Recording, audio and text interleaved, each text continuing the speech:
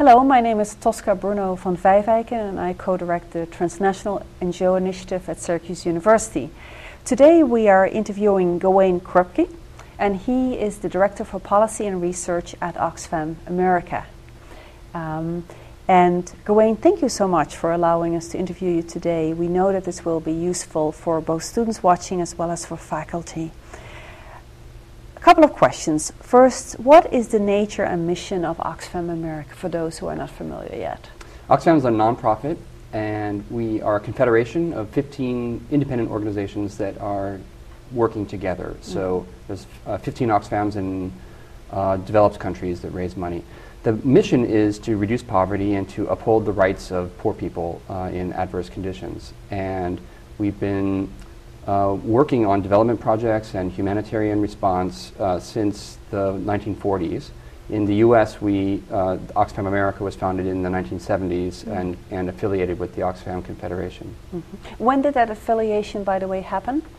It started immediately. Well, informally, where the organization took the name Oxfam because it was based on a model out of the UK, but actually was sort of informally affiliated. The affiliation became more formal about 20 years ago with a confederated structure. Okay, I see.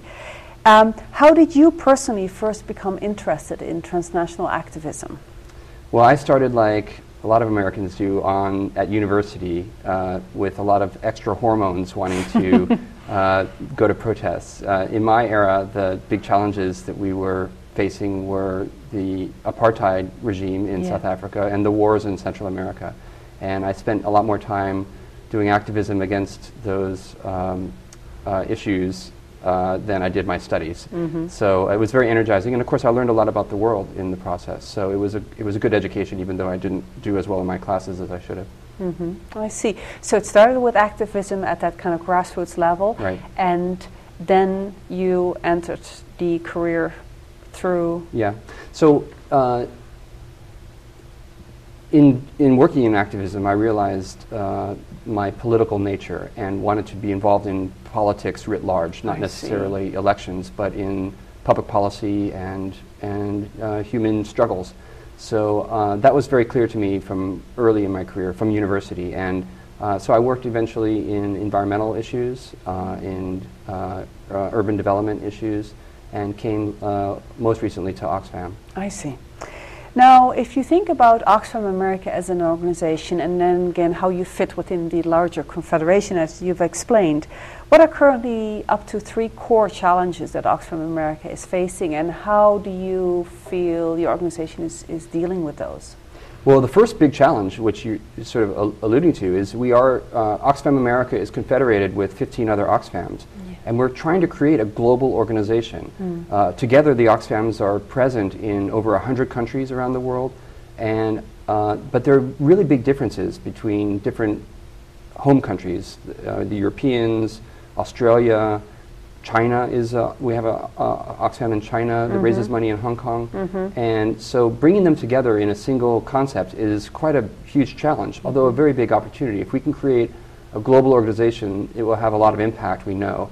And we'll be able to create a global brand for poverty reduction and social justice that will have a big impact. So we're committed to the project, but like any mergers and acquisitions, it has a lot of challenges. So that's one big challenge that we're facing. Another challenge for Oxfam America right now is paradoxically growth. Even though we're in the middle of an economic crisis, Oxfam America has been very successful, even surprising ourselves in fundraising. And so we've started as a very small organization in the United States, and we're still, I would say, a mid-sized NGO, but our growth has been very rapid, and particularly in the areas that I work on, policy, advocacy, and public campaigns, we have very rapid growth, and most people get into this business because they care about the mission, not because they're good managers, and not because they know how to do strategic planning and so forth. And so bringing those skills into the organization and being disciplined about it is a big challenge. So just basic organizational management and strategy is a big challenge for us. And I think the last challenge is fatigue. Fatigue in the public and among policymakers with these issues. We've been campaigning on poverty for decades, really. We've had some major successes Think of the movement to remove debt, the Jubilee movement in the 90s, the Glen Eagles G8, in which major commitments were made to increase aid to Africa and other countries. We've had some massive successes, and yet we still want more, and poverty remains a blight on humanity. So thinking how to innovate, how to make it new, how to make it fresh to the publics and to policymakers, I think is a big challenge. I see. I just want to follow up on two of the three answers you gave in terms of challenges. When you said you're still a mid-sized organization, but your growth is rapidly, what is your current annual budget, what you call mid-size? And secondly, in percentages, can you indicate to us what growth in budget you have gone through that is rapid? Yeah. I don't have the numbers at hand, but we're roughly about a $70 million agency in the U.S. The Confederation taken together is about $1 billion annually. So it's quite big as a confederation, but Oxfam America is within the Confederation mid-sized, and in the U.S. market a mid-sized organization in the development and humanitarian field. The growth has been quite rapid. I think we were about a $30 million agency in 2003. I see. And now we're about a $70 million agency 8 years later. So it's quite significant. And the growth, like I say, a lot of it has been in less in the field programs, although that has grown too, but more rapidly in the public communications, policy, advocacy, and campaigns. I see. And also following up on your first answer about the challenge of being part of a global confederation and becoming truly a global unified organization, but yet respecting your diversity and uniqueness of each of the affiliates. My understanding is that Oxfam globally has been adding affiliates from the Global South for the last 10 years or so. That must be both very worthwhile and interesting, but also a challenge. Can you tell us a little bit about that? Who are the newest members? You mentioned Oxfam China, but there are others. Yeah. And what are both, the merits are obvious. What are some of the challenges? Yeah, it's very exciting to watch Oxfam grow as the global economy grows and in similar ways with these emergent economies, China, India, Mexico, South Africa, growing so rapidly and becoming real players in geopolitics. So that's happening, and Oxfam wants to grow in the same way and be able to have impact and influence and also fundraising in these markets. The newest Oxfams are Oxfam India, Oxfam Mexico. There is an Oxfam Hong Kong. It has been Hong Kong, and it's becoming Oxfam China rather than Oxfam Hong Kong. See. And we're looking at new affiliates. One is in Italy, which has a very relatively small sort of development community, and so we're trying to work with that. And there's possibility of Oxfam Brazil and possibility of Oxfam South Africa, although they haven't really been incorporated yet. So most of the sort of middle-income countries are at least candidates for Oxfam affiliates. And what that means is that it would be an independent organization that would have its own fundraising strategies to raise money from its own market and also from international donors, and including cross-subsidies from like Oxfam America or Oxfam UK, supporting Oxfam India and so forth. Yeah, very interesting.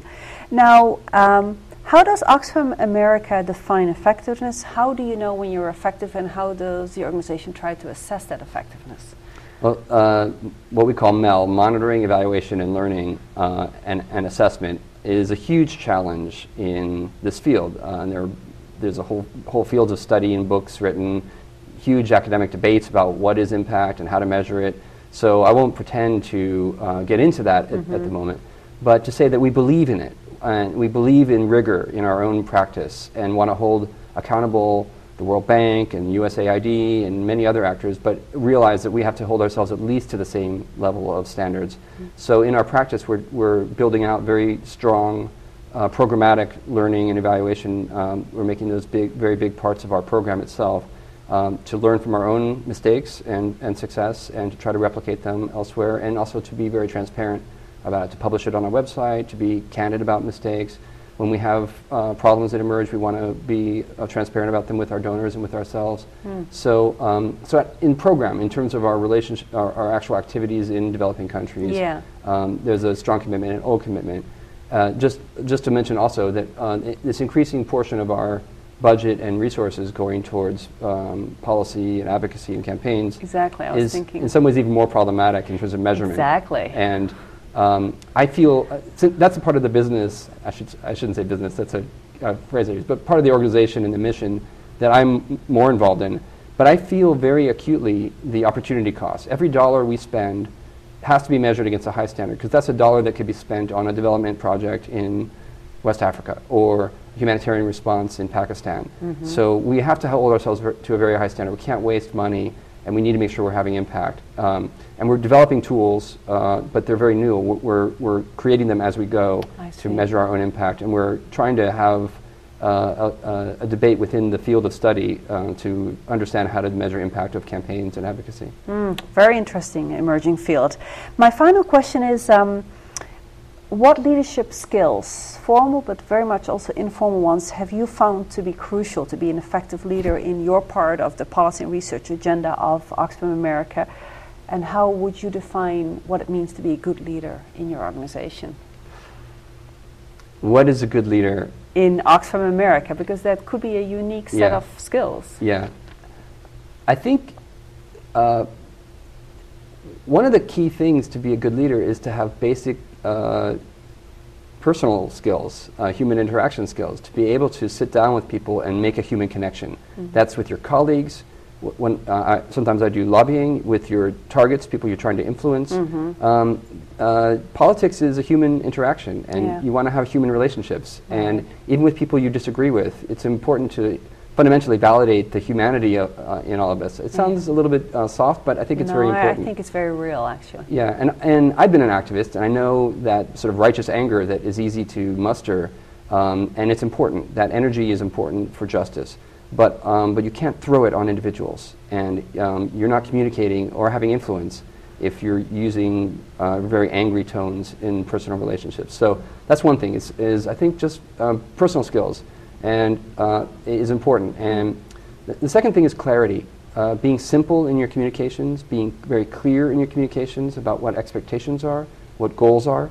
In an organization like Oxfam, where we're working across countries, across cultures, across languages, there is a very high risk of miscommunication. Any nuance is lost. And so you have to accept sort of brutal honesty and brutal clarity and very simple communications and use them. I like poetry and literature, but you can't use it in an international organization.